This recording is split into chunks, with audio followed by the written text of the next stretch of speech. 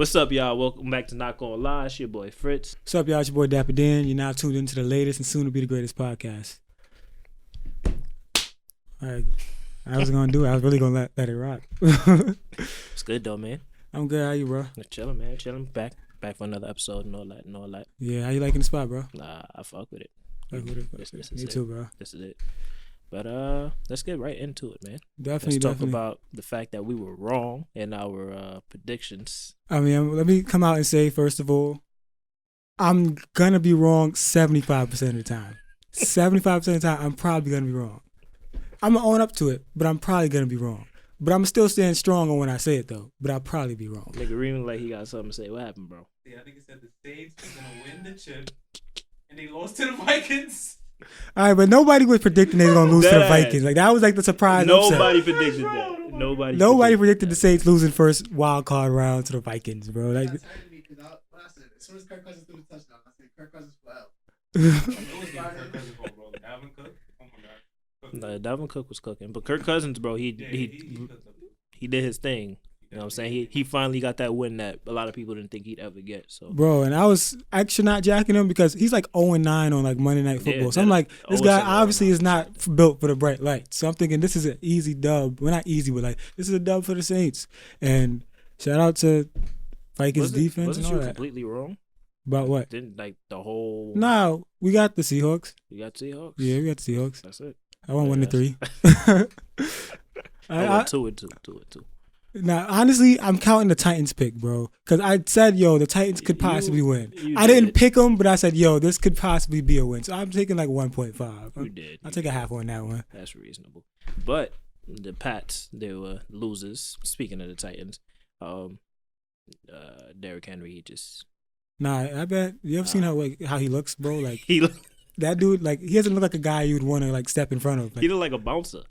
Like, he just mad. Like, bro, he's no like sense. 6 feet flat or 6'1", and like he's just like straight muscle. Bro. How many yards was it? I think he had 200 all-purpose yards. Jesus Christ! So like I clearly nobody wanted to tackle him. He was literally unstoppable. Literally. But with that loss, the Patriots, a lot of people are thinking that Tom Brady's not going to come back. That it might be the end of a dynasty. Which brings to the question: what team, if like they said that he's not going to retire, he says that he's more than likely not going to retire. So, what team would you see Tom Brady heading to next season? What team is Tom Brady playing for? Because I mean, to be completely honest, I don't believe he'll go anywhere. That's just me. I think that's a lot of media hype. I could be wrong, 75%. But like, you feel me? Like, I just don't see him going anywhere. Because like, I feel like if I'm Tom Brady, if I'm not playing for the Patriots, why am I playing anywhere else? Like, you've won 6 rings already. Like, what am I going to another team to do? You know what I'm saying? Unless his point is to prove that he can win without Belichick. And in that case, I can see him because there are places that do need another quarterback or a fresh start. A place that came to my mind, which is going to be a little bit of a shocker because they have a quarterback, quote unquote, is the Chargers. Phillip Rivers has not gotten it done in terms of just winning. Like, he's just like Phillip Rivers. It's a joke ongoing that like he will throw that pick, like on some Jameis Winston shit. Like, he will throw that pick. Like, you're just gonna get a pick out of Phillip Rivers. So like, I feel like if Tom Brady has the receiving core that Phillip Rivers has currently with like Keenan Allen and them boys, like I think he can do damage because I think that's really what Brady was missing. He was missing that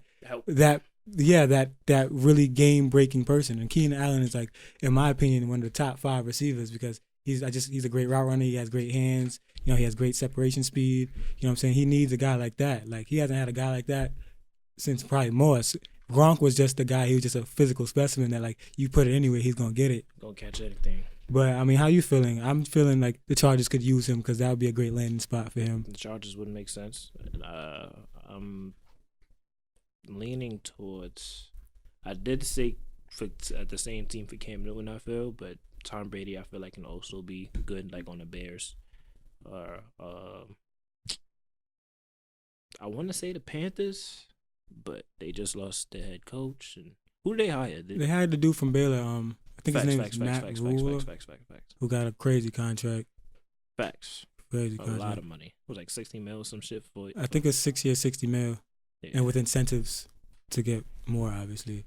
So I mean, I concur with the Chargers pick, but yeah, Chargers the Bears. But another thing that comes with this, well, again, is the end of the dynasty. We've seen a lot of dynasties in the last 20 years, like Right. in terms of all sports. Which dynasty would you say like was the best in the past 20 And years? what's the time change? It's the From range 2000 to 2020, 2000 to 2020. or for major sports. It's sad, but like I really don't want to give it to these guys. But for me, in terms of just what's coming off the top of the head already right now, I might have to give it to the Pats. Like in terms of just dominance and like consistent winning. Like it's between the Pats, the Spurs come to mind as well, Lakers. You know what I'm saying? The Warriors had a brief period, but a very dominant brief period. So I'd put them like 4th, 5th maybe if I had to map it out. But I think the Pats, when it comes to like just, you know, playoff appearances, wins, like I don't think the Pats win less than 12 games per season on average, you know what I'm saying? And just 6 rings, you know what I'm saying? It's almost unheard of in sports to like really dominate a game like that for that big span of basically 2 decades, you know what I'm saying? But how you feel? I was gonna go with the Spurs. Oh, Spurs? They won 5 championships in 14 years. Like they were dominant, like legit dominant every single year. They were top 4. I mean, they won 50 games. I think it was like 14 to 15 straight seasons, which is crazy, bro. Like that's a lot of wins. They never had the cheating scandals that the Pats had. They always played by the rules. Like Tim Duncan is Mr. Fundamental.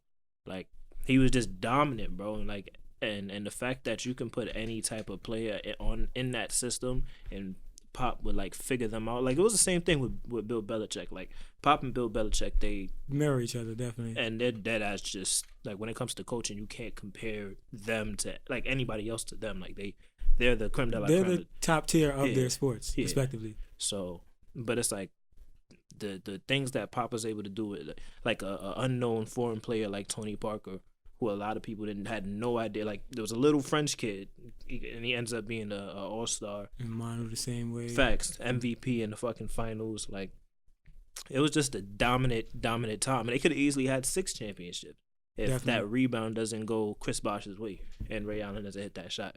You know, so Facts. I'm picking the Spurs for the best dynasty. And I feel like you can't go wrong either way. Like I mean, because like you can kind of equivalent is equivalate a word? Equivalate. Okay, I hope that's a word. Yeah. I remember 75%. But equivalate like the 50 wins to like the 12, 13 that the Pats usually get. You know what I'm saying? That's honestly in football terms kind of about the same thing. Yeah. So, you know what I mean? 6 championships to 5, you know what I'm saying? So like you really can't go wrong. Honestly, it might Spurs just be is what 5 and 7, 5 and 6, I think in that span. In terms of going to the finals. Yeah. And, No. Did they lose to the Pistons? No, they? the Pistons beat the Lakers. They only lost once to the Heat. So every time they made it, right? 5 and 6. Yeah, I mean, people will start to like, you know, nitpick and be like, well, one season they played the Nets and this, that, and that. I mean, a chip is a chip, bro. We all giving Kawhi his props for beating the team that had basically just Curry. You know what I'm saying? So if we're gonna give him props, then we gotta give everybody else props. Man, there's no the chip's a chip, bro. No denying the Spurs' greatness, man. Exactly. But moving forward, let's keep it on football since we're talking about the Pats. The Giants, the Pats' arch rivals for some strange reason, and I don't understand it. It's because of them championships we took from them. Basically, but like it's just like how bad New York usually is and how like great New England has always been. Yeah, it seems funny that like we're the ones that like it'd be like a thorn in their side. Yeah, it's basically. like what's that Achilles heel? Yeah, but basically this week we hired a new head coach. We did.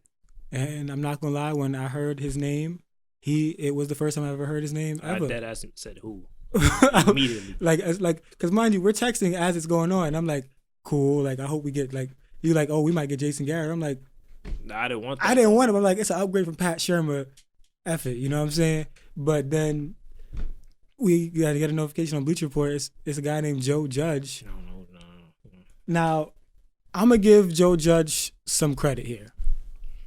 Joe Judge, though he isn't a renowned name and we don't know who he is, and he has been around greatness his entire career for the most part. Yes. He used to work under Nick Saban. He worked under Bill Belichick. So that with that alone, he clearly knows what a winning pedigree is.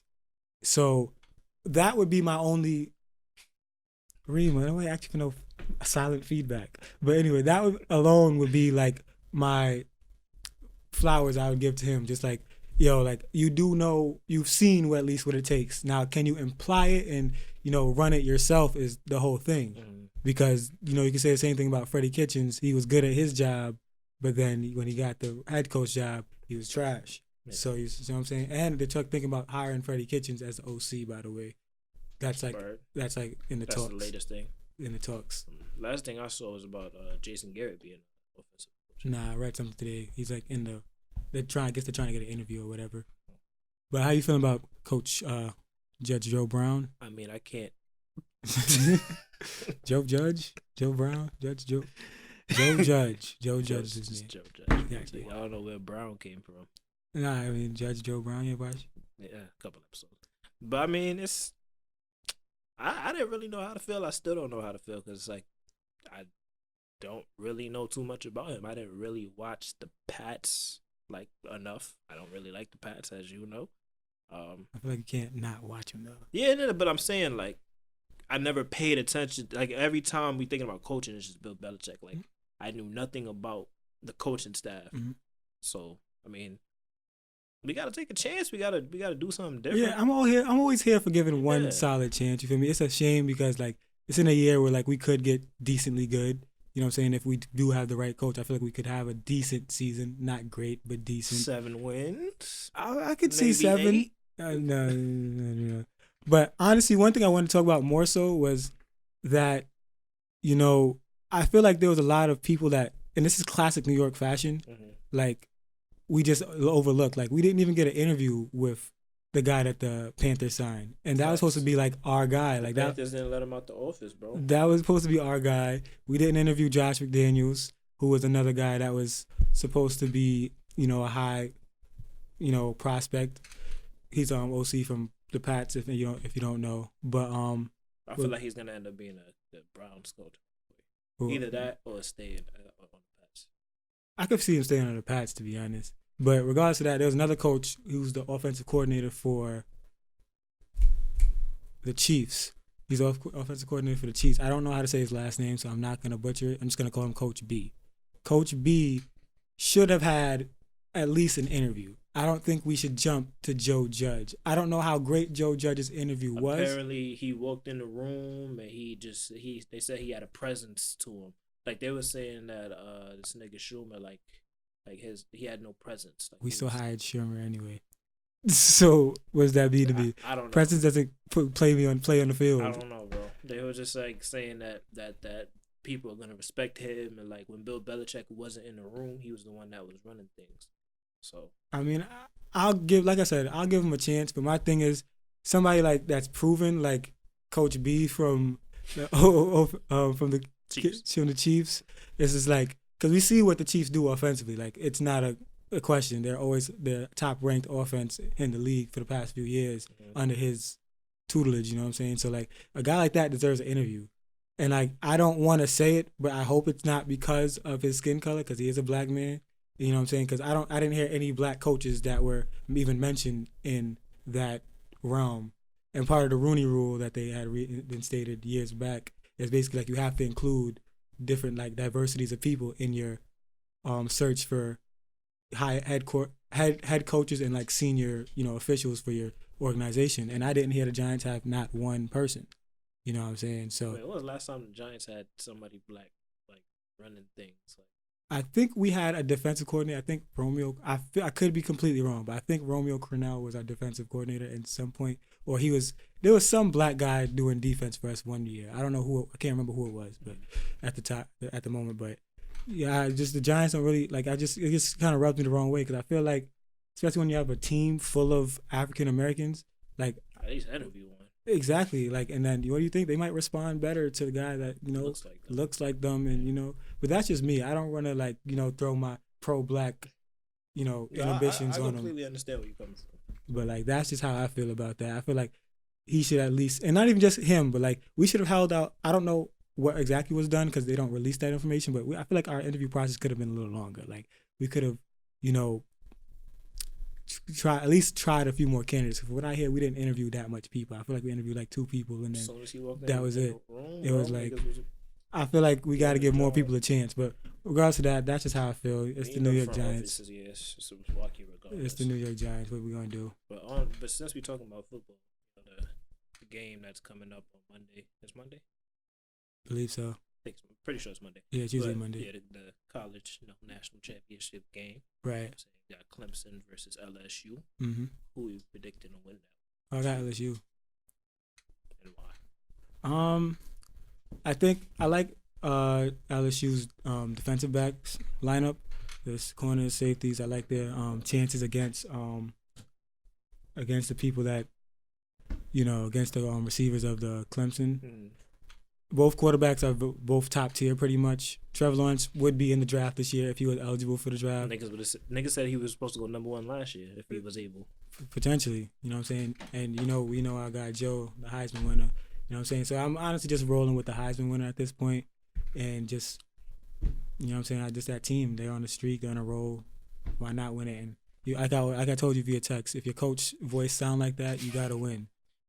I see some shit. It was like he had mad weird facts about him, bro. Like one of them was like he ordered 15 pounds of crawfish in a restaurant that didn't sell crawfish. Like it was like some weird. It was mad. But weird a guy, facts. I'm saying a guy with a voice like that gets that job done because it's like you don't want to hear that voice when you go to sleep haunting you.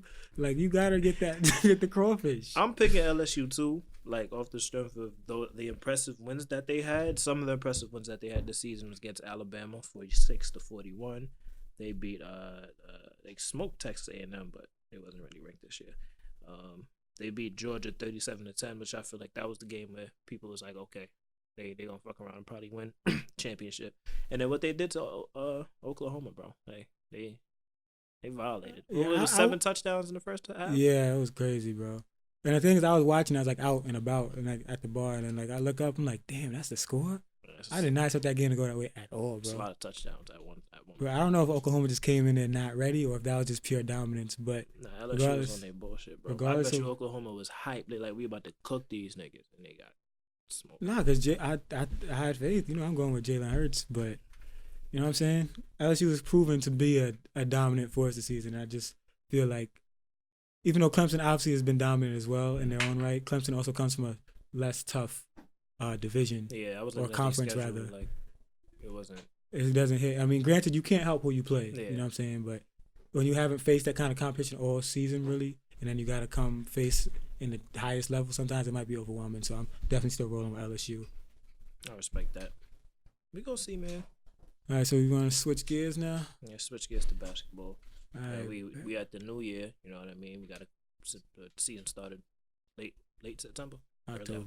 Early October. Yeah. So we in the new year now. It's a couple of months. We about getting close to the halfway point. Yeah, halfway point. All-Star game is next month. Who is your choice for the MVP right now, if you had to pick? All right, so let's clarify this. By MVP, are we saying who would probably win the award, If the season ended, or we're saying who really deserves to be MVP? If the season ended right now, who are you voting for? If I had a vote that mattered, I had a vote that mattered. I think I have to give it to Braun. I think I have to.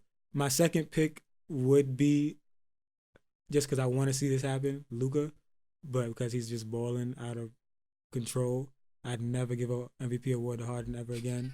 So Luka, but definitely Braun. If I had a vote and I had to give it to him like right now, definitely Braun. I feel like what Braun's been able to do with the Lakers right now has been like nothing but short of just genius. Like just the way he runs that team, the concept of running it through Anthony Davis, and then him taking over when it counts, and then obviously Bron just been great at just being a playmaker, being a scorer, and then he stepped it up defensively this year as well, where he's not just ball watching anymore, or just like things of that nature. He's actually getting in the stance and really trying to stop people. He's really trying. Which is shout out to Anthony Davis for challenging him to become that guy this season. But no, he had to play like that. You can't half-ass, especially with Anthony Davis becoming a free agent this summer.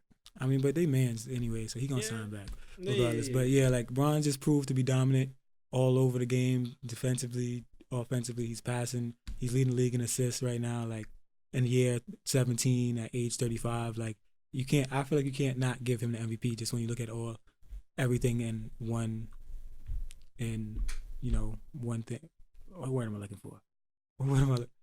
In one like resume for the season. I'm gonna go with Giannis for the repeat. What's Giannis' numbers this year? Right now, he's averaging 30 points, 13 rebounds, 5 assists, and he's hitting at least 1 3-pointer a game. It's crazy. That's an accomplishment, but but yeah. But Giannis, bro, because he was shooting like it was bad numbers. It was like 20 something. Right? No, it's 20. It was like 20 something. Now it's 30. But regardless of the fact, like Giannis and the Bucks, they just look like a better team. Like, and they were number one last year. It looked like they were better than they are this year than they were last year. Like, and I feel like that he's much more dominant. Like he just seems like somebody that's like on a revenge tour type of thing. Like he's tight that these niggas was up 2-0 against the eventual champions, and then they got it's called a gentleman's sweep. Gentleman's sweep. So I feel like Giannis, if anything, that's the only team that could really beat one of the LA teams, because it's gonna be an LA team that comes out in the West more than likely. I mean, yeah, I got the Bucks coming out this season. That's my pick as of right now, coming out the East. But in terms of just like the revenge tour, like I feel like Bron on the same vibe. Like Bron, it's a clash. The washed king. That's been his hashtag all season. Washed king. People's calling him washed. I'm like, word, Bron washed. Copy. I mean, the Bucks is number one right now, bro. Like they really playing like a number one team at that, and I feel like they could fuck around and win like 68 games. Just some wacky shit. 68 is OD. It but is. I could see 60. I don't know about 68. 68 like is 66. Because I feel like Giannis gonna sit some games here and there just because. When have they ever just sat him just because? He sat out a game the other day because he had like a soreness. That's not just because though. That soreness is kind of just because, bro. You can play through being sore, but some nicks and necks. Sometimes you need some rest. But like for like below management, just to rest them. No, yeah, they're not gonna rest him just to rest him. But like if he has like I nicked my knee last night. Yeah, you're gonna sit him. It's Giannis. He's a franchise player. It depends on who they play, I guess, in terms of that. But that's my pick. Giannis for that. I mean, that's not a bad pick at all. I can't be mad at that. I feel like both picks were picks you can't be mad at. What about defensive player of the year? Shoot.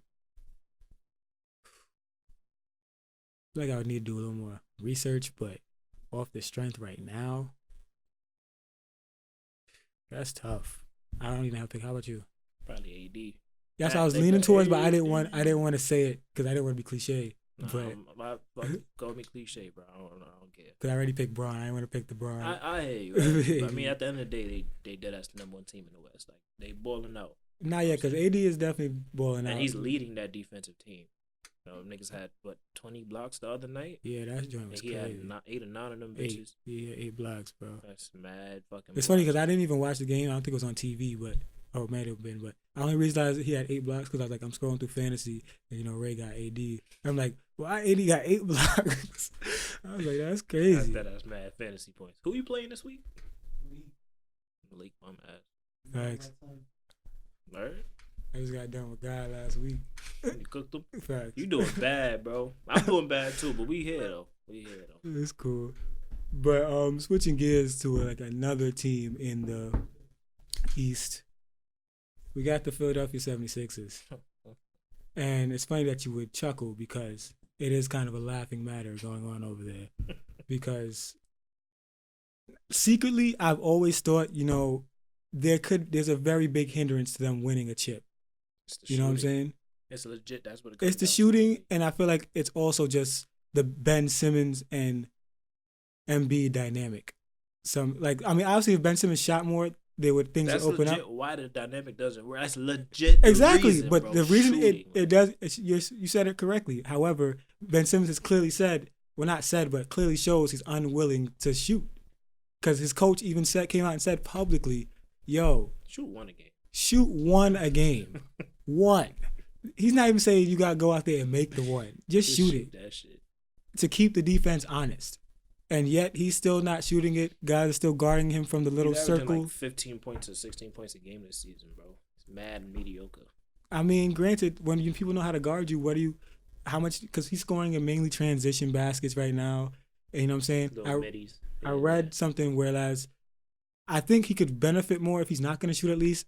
He doesn't roll on the pick and rolls. Like if he sets a screen, he like sits there and like kind of pops as if he's going to shoot the jump shot. Like he's only scored 31 points or 31 times off of a pick and roll where he set the pick and roll. Imagine how many screens he done set since fucking October. Exactly. Like, you know what I'm saying? So like he has to either change some parts of his game if he's not going to shoot. And actually, F that. You got to shoot the ball. He got to fucking shoot, bro. And then it's not even only Ben Simmons I have an issue with, bro. It's also Embiid. Embiid has shown to be he's been more durable than before, but I still think he's not in shape. I still don't think his condition is that great. That's not what it should be. I mean, granted, I get it. He's a big dude. It's hard, but I've seen Shaq play mad minutes, so like it's possible, bro. Shaq was bigger than Embiid. He was. So like, I think he needs to get like, and that Phillies training staff is weird to me, bro. Just they like, suck. They definitely suck. Cause like, why is Embiid not in shape? Why was Fultz's shoulder not being fixed properly? And I know they're mad because now they need a point guard, and Fultz is out here kind of fake flourishing right now. So I know they will kind of regret that decision. But like, what's your take on the Sixers right now? What do you think as it stands currently, what their playoff outlook is? What you jacking? As it stands, bro, like the way they playing, like before the season even started, people were jacking the Sixers to go to the finals. I was never jacking that personally, but I mean I seen why they were saying that because they added Al Horford, they added Josh Richardson, so they thought it would work out. But in the back of my mind, I'm like, the Al Horford dynamic, it's not gonna work. Not with Joel Embiid and Ben Simmons on the court with them. Not to cut you off, but the way I thought it would work would be like he would kind of like play, that power forward role when Embiid's not, in the game or resting or whatever for, load management or whatever. But it just seems to have not worked it's at just all. Like clunky. Like, yeah, and he just doesn't like his offense hasn't worked. And he's came out and said like he doesn't feel like he's able to do the things that he can actually do like in the system that he's playing like, and it's just not working. It's not. It's the spacing, and that's what it comes down to. Because it's three guys that live in the paint. You know what I mean? Joel Embiid takes way too much jump shots. That too. He takes way too much jump shots. Like he has shown that he can turn that switch on and be dominant. So I don't understand why he doesn't continuously do that. But again, it comes back to him being fit. I think that has a lot to do with his conditioning. Because I feel like sometimes he doesn't have the energy to go down and really like play bully ball like he can. So like he settles for the J, which he can hit, but that's not his strength. But their ceiling is gonna be like it's so low if Ben Simmons doesn't shoot. Because at the end of the day, when it comes to the playoffs, no matter how high they end up in like the seeding, when it comes down to it, they're not gonna be able to beat They're not gonna be able to beat the Heat. They're not gonna be able to beat the Celtics. They're not gonna be able to beat the Bucks. Like this is a team that could potentially get knocked out early, like first or second if they round. play around, Like I don't see this team doing what they're supposed to because Ben Simmons and Joel Embiid. So do you think they break up this dynamic now? They're probably like, gonna now, have to by like next season, like mid next season or the end of next season, because I don't see them winning together. Definitely. I mean, one thing I feel like if Ben Simmons not gonna shoot, then he has to go play on the block. And one thing they don't have is a point guard. And one of the point guards that's been coming up in conversation is Chris Paul. But more about Chris Paul is like he plays for obviously the OKC Thunder at this point, and that team is doing a lot better, a whole lot, than people were expecting. A whole lot. They're only, I think, because the West is obviously they're so seventh tight. in the West, I think. Yeah, the West is so tight. I think they're only like 4 games out of second. Yep. You know what I'm saying? And that's crazy when it's a team led pretty much by Chris Paul and Dennis Schroeder. Not even, because Dennis Schroeder's like the third guy. But he's really he's a factor, like, because they are in that 3-headed snake with the three point guards. 3-point guard lineup, which is crazy. Now I was reading about it, just like when they're three on the court, like there's not much trios that really match their output when three of them are on the court, which is crazy. And to think about it, like it really, you would any coach would probably be flustered and be like, well, what am I gonna do with three like little ass? Not even little, but because like they got lengthy dudes. Like Shea is like 6'5", Schroeder's like a rangy 6'3", and then Chris Paul is small, but you feel me? But like not even just small, but just more so like, what am I gonna do with 3-point guards? You know what I'm saying? 3-point guards that should all start. They get that ass do everything. But what they do is like I analyze coming to games and like they like take advantage of like mismatches a lot. Like one thing they're good at is like one time there was a play they come down to break, and then they realized Chris Paul had, I think it was or Chris Paul or Shea GILGEOUS-ALEXANDER had like Miles Bridges on him, so he just took Bridges off the dribble to the rack. Like that's the type of thing that they do, and like when you have point guards running it, that kind of how it works. Because like you look for the mismatches, and it just comes down to being unselfish, which they were able to do, and it's coming out well. Obviously, they're not going to win the championship, but bro, they're a scary team. And that comes down to them being unselfish. Like Dennis Schroeder, he can pout, you know what I'm saying, want the ball more, but they're embracing each other. Like that's really a team out there, and I feel like that team can surprise. Like they could surprise one of the teams, like one of the higher seeds, like a Houston or. Yeah, I'm not gonna lie. That's a team I'm not say scared, but I wouldn't want to run into in the playoffs because when it comes down to playoff basketball and when defense starts mattering more, Chris Paul's an able defender.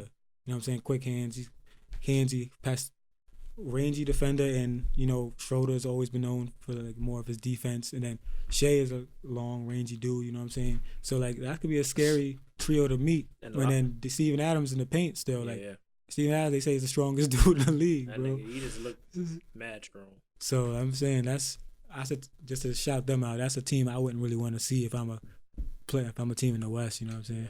Chris Paul, he's showing people that even though he's 34 years old, he can still lead a playoff team. That's what I'm saying. You know, a lot of people were shitting on him. A lot of people, me included, they thought this was the end. Yeah, I thought they were just sending him to die, basically, really. Figuratively. But they doing the damn thing out there, man. Yeah, they really are. But I feel like the Thunder gonna probably mess around and win like 47 games this season. Yeah, I wouldn't be surprised, but nothing they do this season is gonna surprise me since they started. Cause like they already have surprised me. So anything else is just like, okay, wow. Like, and okay, Gallo wow. doing the damn thing over there too. Exactly. And that just goes to show sometimes it like matters like what system you play in, because sometimes, you know, you're not in the right place. You know what I'm saying? He was in the right place before that too.